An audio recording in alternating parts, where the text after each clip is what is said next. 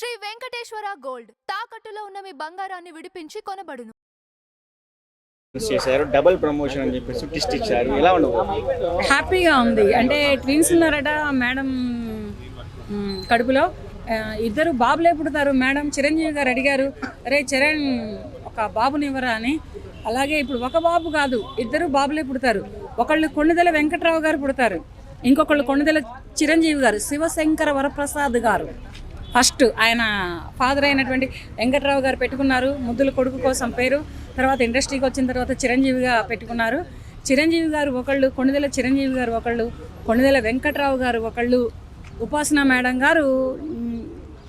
ఇద్దరు పండంటి మగపిల్లలకి జన్మనివ్వబోతున్నారు ఇంకా కొన్ని నెలల్లో.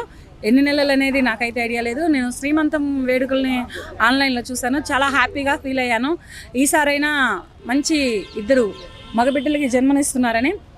చిరంజీవి గారు మీరు దిగులు మానేయండి, ఒకళ్ళు కాదు డబల్ దిగుతున్నారు ఇక్కడ. ఈవెంట్లో నాకు లేడీస్ హాస్టల్లో ఉన్నట్టుంది మా ఇంట్లో ఉంటే అనేసి అలా మాట్లాడారు. దానికోసమే అదర్ పార్టీ వాళ్ళు అసభ్యకరమైన మాటలు కూడా మాట్లాడారు. ఆడపిల్లల వారసులు కారా అన్నట్లుగా.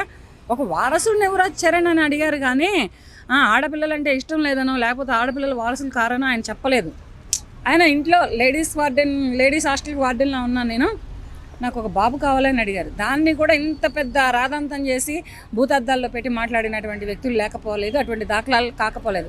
కనుక ఇప్పుడు మేడం మళ్ళీ 2 years 2.5 years ఆఫ్టర్ మళ్ళీ మంచి గుడ్ న్యూస్ చెప్పారు మెగా ఫ్యామిలీ అభిమానులకు, మెగా అభిమానులకు. నేను కూడా హ్యాపీగా ఫీల్ అవుతున్నాను.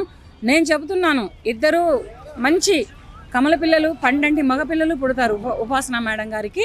చిరంజీవి గారు ఇక మగపిల్లలు లేరనే చింతే అక్కర్లేదు, ఇక వస్తూనే ఉంటారు. కానీ ఈ డెలివరీ కాకుండా ఇంకొక డెలివరీకి ఉంచుకుంటే కూడా బాగుంటుందని నేను కోరుకుంటున్నాను. దయచేసి ఉపాసన మేడం గారు 4 members మీరు కొంచెం అబ్జర్వేషన్ పెట్టండి. ఎవరైనా కానీ అంటే ఆస్తులు ఉన్నాయా అంతస్తులు ఉన్నాయా అనేది కాదు, పిల్లలు ఎంతమంది అని అడుగుతారు కానీ ఆస్తులు ఎంత సంపాదించారని అడగరు. ఆస్తుల గురించి మన చిరంజీవి గారి గురించి చెప్పాల్సిన అవసరం లేదు, కానీ రామ్ చరణ్కి పిల్లలు ఎంతమంది అని అడుగుతారు. కనుక ఫస్ట్ పాప పుట్టింది, ఇప్పుడు ట్విన్స్ పుడుతున్నారు. దయచేసి మీరు నార్మల్ డెలివరీస్ తోటి బేబీస్కి జన్మనిస్తున్నారు కనుక ఇంకొక డెలివరీకి పెట్టుకుంటే ఇల్లు కింద కాండ అవుతుంది, ఇల్లంతా పిల్లలమయం అవుతుంది. అలా అంటే కొండదెల వారి వంశాంకురాలు అనేవాళ్ళు బయటకు వస్తారు, బౌన్స్ అనేవి బయటకు వస్తాయి. అందుకనే నేను చెప్తున్నానండి. మాకైతే మాత్రం చాలా చాలా హ్యాపీగా ఉంది. ఎందుకంటే ఎప్పుడు మీరు డెలివరీ అవుతారా, ఎప్పుడెప్పుడు ఆ ట్విన్స్ బాబుల్ని మేము చూస్తామా అంటే మేము ఎత్తుకోలేము అనుకోండి. జన్మించిన క్లింకార మోహాన్ని ఫేస్ ఇంతవరకు రివీల్ చేయలేదు. ఎందుకు చూసి పెడుతున్నారు, వస్తుంది పాప వస్తుంది బయటికి. రివీల్ అంటే అప్పుడు పుట్టినప్పుడు చేయలేదు, తర్వాత వచ్చింది బయటకు వచ్చింది. బాబే పుడతాడు నేను చెప్తున్నాను కదా. ఇప్పుడు ఎవరు మన దిల్ రాజు గారు అమ్మాయిని పెళ్లి చేసుకున్నాడు, సెకండ్ మ్యారేజ్. ఫస్ట్ మ్యారేజ్లో పాప పుట్టింది ఫస్ట్ భార్యకి, తర్వాత బాబే పుడతాడని చెప్పాను నేను. కొంతమంది ఏమన్నారంటే వాళ్ళ హాస్పిటల్ అదే కాబట్టి అబ్బాయి పుట్టేలాగా కొన్ని మెడికేషన్స్ చేస్తున్నారు అన్నట్టుగా మాట్లాడుతున్నారు. అవన్నీ ఫేక్ మాటలు, లాక్ మాటలు మాట్లాడద్దు. అది దేవుడిచ్చే సృష్టి. మనిషి జన్మ అంటేనే దేవుడు సృష్టించిన సృష్టి, అంతేగాని అబ్బాయిలే పుడతారు అమ్మాయిలే పుడతారు అనే మాటలు కాదు. ఇప్పుడు దిల్ రాజు గారికి బాబు పుడతాడన్నాను సెకండ్ లైఫ్లో, అలాగే బాబే పుట్టాడు. అలాగే ఇప్పుడు ఉపాసన మేడంకి 2 బాబులు పుడతారని చెబుతున్నాను, అలాగే బాబులే పుడతారు. అంతేగాని అవేవో వాడతారనో ఇవేవో చేస్తారనో కాదు. అది ప్రకృతి సిద్ధం.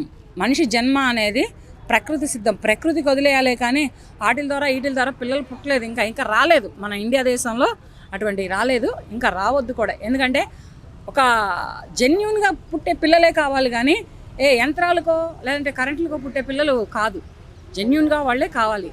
అలాగే మెగా ఫ్యామిలీలో మెగా వారసులు చిరంజీవి గారికి ట్విన్స్ మనవాళ్ళు పుట్టబోతున్నారు, 2 మనవాళ్ళు పుట్టబోతున్నారు. నేను కామెంట్లో పెట్టాను దిల్ రాజు గారికి బాబే పుడతాడని. ఇప్పుడు మీడియా ముందర చెప్తున్నాను, మెగా ఫ్యామిలీలో చిరంజీవి గారికి 2 మనవాళ్ళు పుడుతున్నారు. రామ్ చరణ్ గారు ఒకటేసారి 2 బాబులను ఎత్తుకుంటారు.